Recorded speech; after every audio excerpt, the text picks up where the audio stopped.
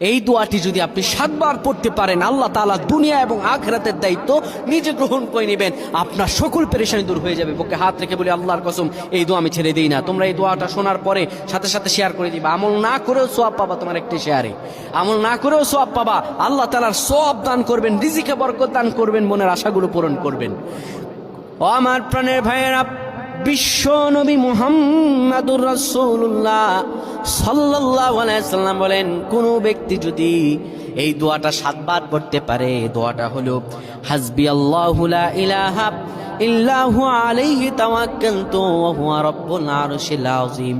কোন ব্যক্তি যদি এই দোয়াটা পড়তে পারে খালেস অন্তরে সকালে 7 বার আর মাগরিবের পরে 7 বার পড়তে পারে, আমার আল্লাহ রাব্বুল আলামিন বড় বিপদ থেকে তারে বাঁচিয়ে দিবেন।